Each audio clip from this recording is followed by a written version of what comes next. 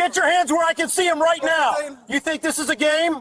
Officer, I am going to ask you one time to step back from this vehicle. You don't get to ask me anything. Get out of the car. My name is Coleman. At exactly 11:47 on a Tuesday night, on the eastbound stretch of Meridian Boulevard in Crestfield County, a traffic stop that should have lasted no more than 4 minutes turned into a career-ending catastrophe that would shake an entire sheriff's department to its foundation. The dash cam footage, the body camera footage, and the audio recordings from that night would later go viral, racking up over 42 million views across social media platforms in less than a week.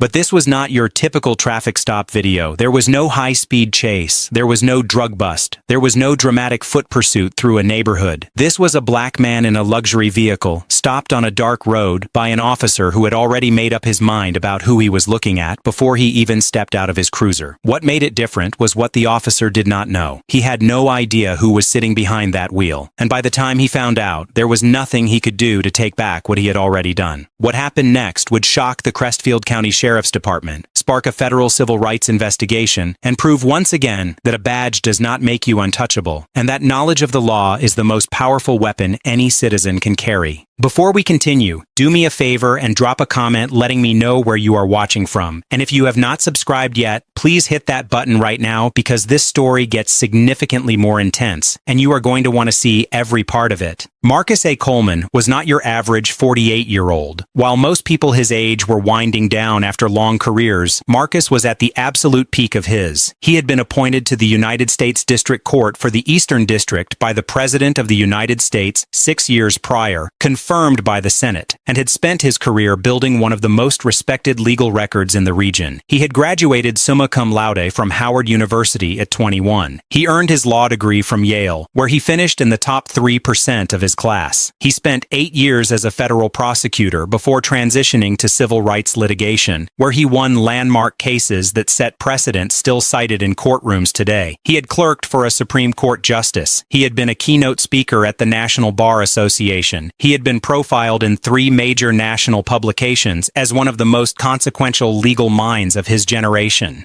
Marcus Coleman was also a man who had spent his entire adult life watching how the law was applied differently depending on who was standing in front of it. He had prosecuted cases where that disparity was the central fact. He had read the briefs. He had heard the testimony. He knew exactly, in clinical and precise detail, what his rights were during a traffic stop, what an officer was legally permitted to do, and exactly where the line between lawful policing and a civil rights violation was drawn. He carried that knowledge not with arrogance, but with the quiet steadiness of someone who had earned it through decades of work. On the night of the incident, it was a Tuesday in late October. Marcus had been attending a federal judicial conference held at the Crestfield Grand Hotel, about 12 miles from his home. The conference had run long, as they often do when federal judges get together to argue about procedure and precedent, and by the time he said goodnight to his colleagues and walked to his car, it was nearly 11:30. The night air was cool and sharp, carrying the smell of autumn leaves and the faint hum of the highway in the distance. He was tired but calm, thinking about a ruling he needed to finish drafting by Thursday. He put on his seatbelt, adjusted the mirror, and pulled out of the hotel parking lot onto Meridian Boulevard. He was not speeding. He was not swerving. He had not run any lights. Every single element of his driving was lawful and measured. He was simply a black man in a late-model black Mercedes sedan, driving home alone on a quiet road after 11 at night. And that, apparently, was enough. The flashing blue and red lights appeared in his rearview mirror about 2 miles past the hotel. Marcus pulled over immediately and calmly, easing the car onto the gravel shoulder with the precision of someone who understood that every movement matters. He rolled down his window, placed both hands on the steering wheel at 10 and 2, and waited. His heart did not race with panic. It raced with the particular alertness of a black man in America who knows exactly what a traffic stop at midnight can become.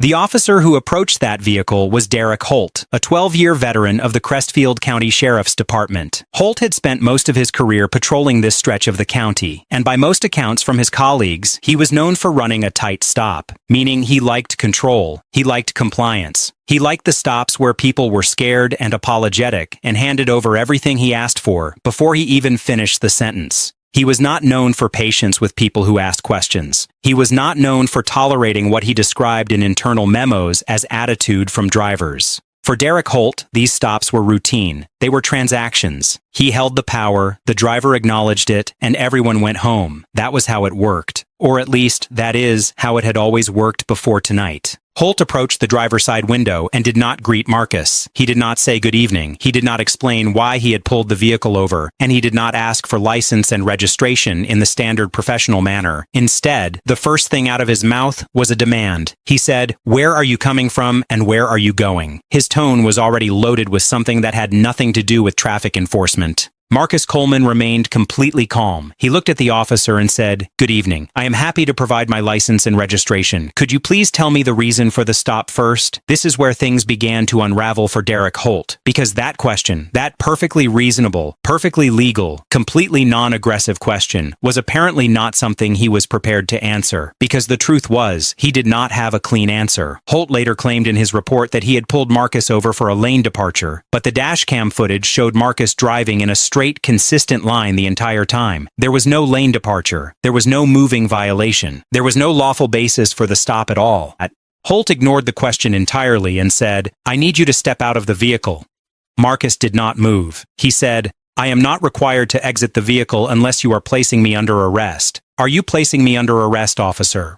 Holt stepped closer to the door, his hand moving to his belt, and his voice dropping into that particular register that officers sometimes use when they want someone to understand the implied threat behind the words. He said, "I am not going to ask you again. Step out. Now." Marcus kept his hands visible on the steering wheel and said clearly and calmly, "I am not going to exit this vehicle unless I am under arrest or you have a lawful basis to compel my exit. You have not stated one. I am asking again, what is the reason for this stop?" At this point, something shifted in Derek Holt. The footage makes it visible. You can see it in the set of his shoulders, in the way his jaw tightened. He had asked twice, the driver had refused twice, and instead of doing what training and law and basic professional judgment required, which was to articulate the reason for the stop and de-escalate, he decided to escalate. He stepped back, and then he reached down and unholstered his tactical flashlight. And in one motion that would be watched 42 million times over the next 7 days, he swung it hard against the driver's side window of Marcus Coleman's Mercedes, shattering it completely. Before I continue, quick question for you watching. If you were sitting in that car, knowing your rights, knowing you had done absolutely nothing wrong, what would you have done in that moment?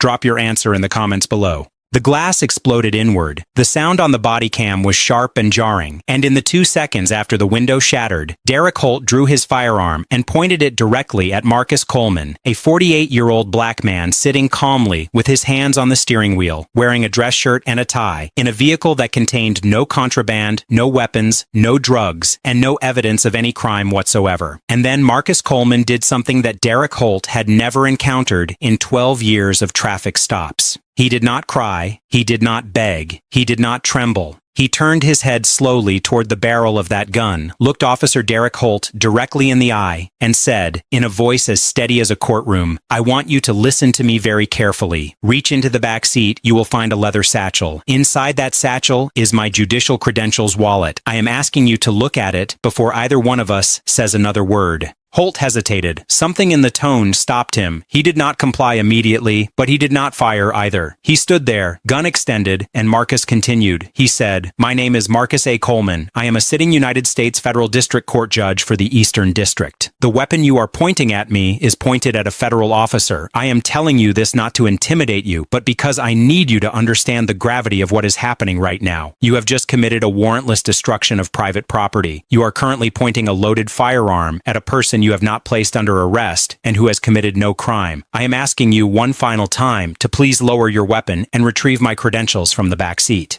Holt lowered the weapon. Not fully, not immediately, but enough. He was confused now. The confidence that had carried him from his cruiser to that window was gone. He told Marcus to stay still and reached carefully into the back seat, pulled out the satchel, and unzipped it. Inside was a federal judicial credentials card with Marcus Coleman's photograph, his name, his title, his court seal, and the signature of the President of the United States. Holt stared at it for a long moment. The body cam caught every second of his face in that moment, and what it showed was not remorse. It was not apology. It was pure, cold, dawning panic. This is the moment everything changed. Derek Holt had done this before. Maybe not the window, maybe not the gun, but the stop without cause. The demand for compliance without explanation. The escalation of force against a black man who dared to ask a question. He had done it before, and it had always ended the same way. The person complied, or they were arrested, and either way, Holt went home and nobody said much about it. But tonight, he had smashed the window of and drawn a firearm on a sitting federal judge. A judge who knew every single law that had just been violated. A judge who had the vocabulary, the credentials, the connections, and the absolute legal standing to do something about it. The encounter ended not with an arrest, not with an apology, but with Derek Holt standing on the side of Meridian Boulevard, watching Marcus Coleman's Mercedes pull away, and knowing, somewhere underneath all of that professional armor, that his career had just ended on a dark road at midnight.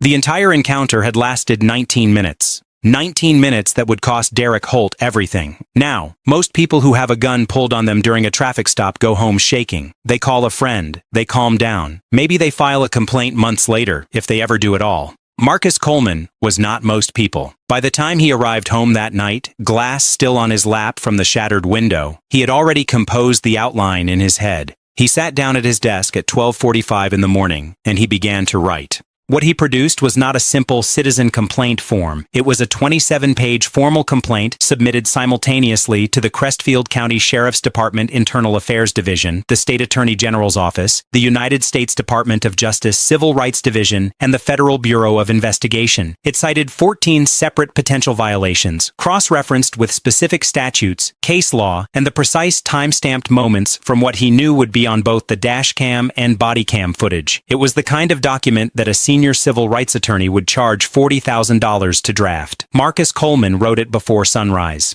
The Sheriff's Department's Internal Affairs Division received the complaint on a Wednesday morning. By Friday afternoon, Derek Holt had been placed on administrative leave. That was 48 hours, in a department where internal investigations routinely took 6 to 8 months just to reach the preliminary review stage. 48 hours was unheard of, but Marcus Coleman's complaint was so precise, so detailed, and so legally airtight that Captain Rachel Dunmore, the head of the Internal Affairs Division, read it once, set it down, picked it up, and read it again, and then walked directly into Sheriff Braddock's office and told him they had a serious problem. The investigation that followed moved at a pace that the department had never seen before. Captain Dunmore pulled the dashcam footage. She watched it once. Then she watched it again. Then she brought in the department's legal counsel to watch it with her. The footage confirmed every single thing Marcus Coleman had written. There was no lane departure. The stop had no lawful basis. Holt had failed to state the reason for the stop when directly asked, a basic constitutional requirement. Holt had ordered the driver to exit the vehicle without articulating probable cause or placing him under arrest.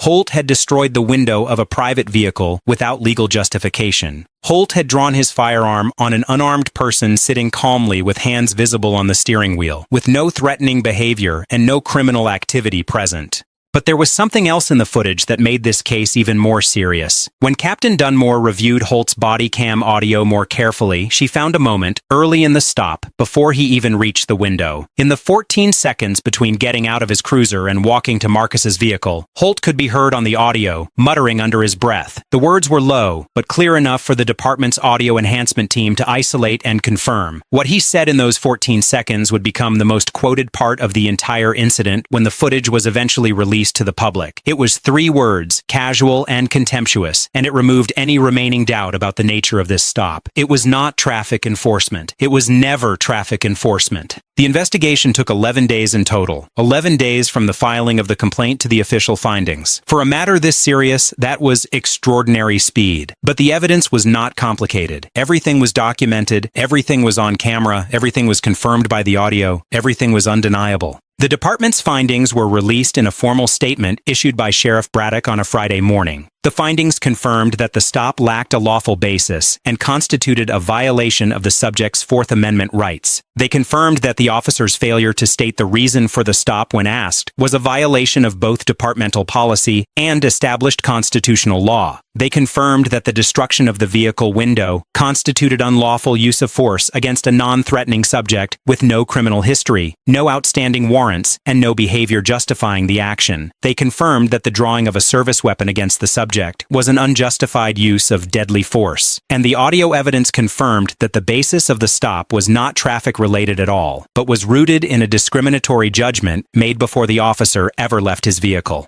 The department recommended termination. Derek Holt did not wait to be fired. He submitted his resignation that same Friday afternoon. His 12-year career with the Crestfield County Sheriff's Department ended because of 19 minutes on a dark road and one decision he made while walking from his cruiser to a car window. The footage was initially withheld from the public by the department, citing the ongoing investigation. Marcus Coleman's legal team filed a public records request within 72 hours of the incident. When the department delayed, his attorneys filed in court. A federal judge, a colleague of Marcus's from a neighboring district, granted the release order within 24 hours. The footage hit the internet on a Sunday evening, and by Monday morning, it had already been seen by 9 million people. By the end of the week, it was everywhere. Every major news network ran it. Every civil rights organization in the country issued a statement. Legal analysts broke it down frame by frame on television. Law school professors added it to their constitutional law syllabi as a case study in Fourth Amendment violations and racially pretextual traffic stops.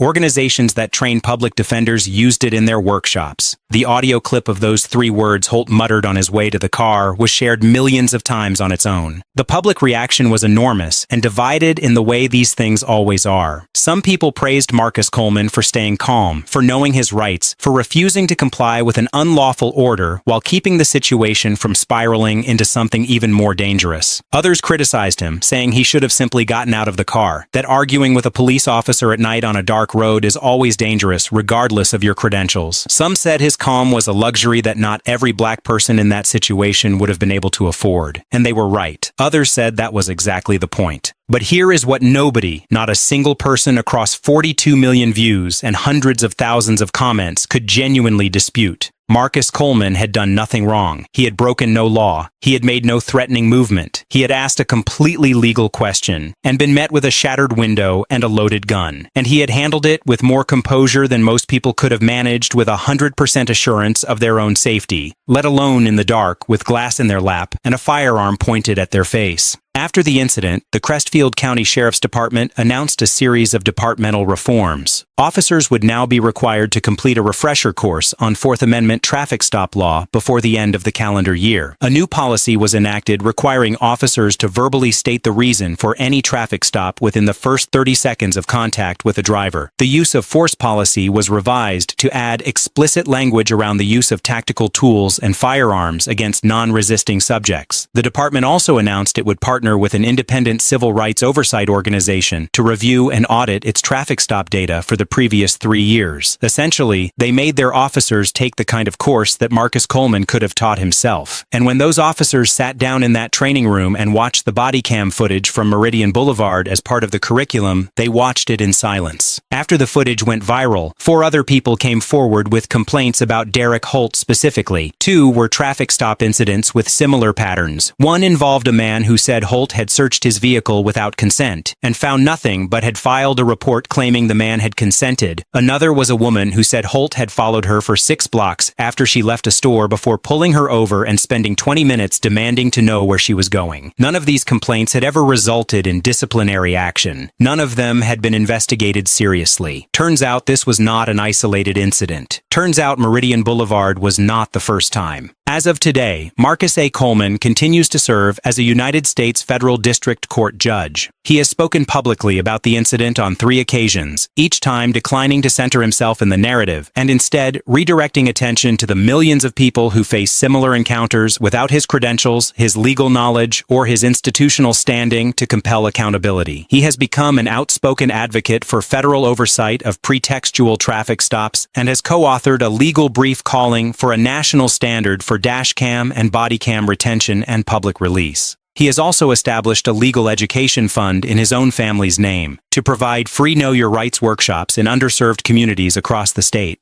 Derek Holt, as of the most recent public records available, is no longer employed in any law enforcement capacity. Here is a question for you before we close. If you were in Marcus Coleman's position that night, without the title, without the credentials, without the 27 years of legal expertise, would you have been able to stay that calm? Drop your answer in the comments. Let us talk about the bigger picture here, because this story is not really about Marcus Coleman and Derek Holt. It is about something much larger. This story is about the gap between who the law is supposed to protect and who it actually protects in practice. It is about the assumption of guilt that too many people carry with them every time they see flashing blue lights in their rearview mirror. And no, not because they have done anything wrong, but because of what they look like, that this stop could go very badly very fast. And it is about what happens when someone with the knowledge and the tools to demand accountability actually uses them. Most people do not know their rights during a traffic stop in detailed, practical, applicable terms. And some officers count on that. They count on people being too scared to ask questions, too intimidated to refuse unlawful commands, too worried about making things worse to push back against things that are already wrong. That dynamic has protected a lot of bad behavior for a very long time. But when you encounter someone like Marcus Coleman, someone who has spent decades studying the exact legal framework governing the encounter they are in, who knows precisely what an officer can and cannot do, who can name the case law and cite the statute in real time, the entire power dynamic shifts. The badge does not automatically win. The uniform does not automatically command submission. Knowledge becomes the equalizer. Some people, when this story circulated, said that Marcus Coleman's approach was reckless, that he endangered himself by refusing to comply, that no credentials are worth dying over. That is a real concern, and it deserves an honest answer. The risk Marcus Coleman took that night was real.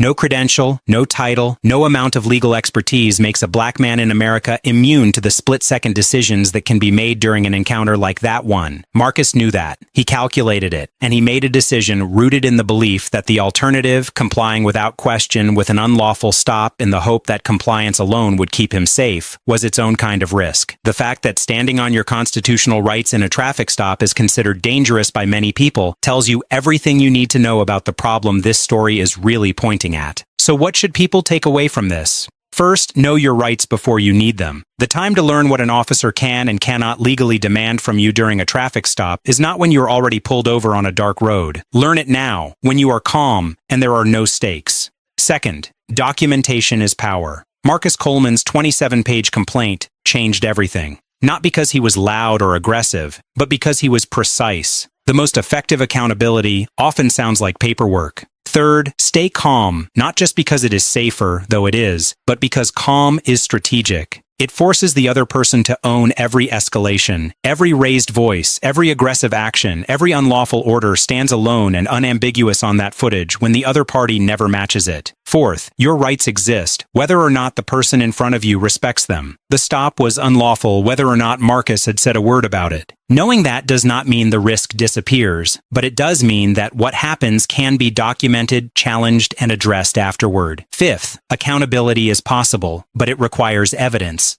This case moved as fast as it did because the evidence was overwhelming and documented from multiple angles. Body cams, dash cams, and audio all told the same story. That footage was the foundation of everything that followed. One man, one traffic stop, 19 minutes, and a 12-year career, a departmental policy framework, and a national conversation about race and policing all changed because of it. That is the power of knowing the law. That is the importance of staying calm when someone wants you to panic. That is what happens when someone refuses to let an unlawful moment pass without a consequence attached to it. Final question for you. What is one thing you learned from this story that you did not know before? Drop it in the comments below. And if you got something from this, please share it, because the people who need to see it most are probably not going to find it on their own. This story matters not because of who Marcus Coleman is. It matters because of every person who has been pulled over for no lawful reason and never had the tools to do anything about it. It matters because of every complaint that was filed and ignored. It matters because of every encounter that ended badly with no footage, no record, and no accountability. It matters because accountability is possible, consequences are real, and knowledge is not just power in theory. Marcus Coleman proved it as power in practice. That is his legacy, not just what what happened to Derek Holt, but showing millions of people who watched that footage that you can stay calm under extraordinary pressure. You can know your rights precisely and completely. You can demand accountability through the proper channels, and sometimes, not always, but sometimes, you can win. This is the story of how a federal judge stayed silent while a cop shattered his window and then used every tool the law gave him to make sure that silence became the loudest thing in the room. But more than that, it is a story about the difference between having rights and knowing how to use them, and why that difference can change everything.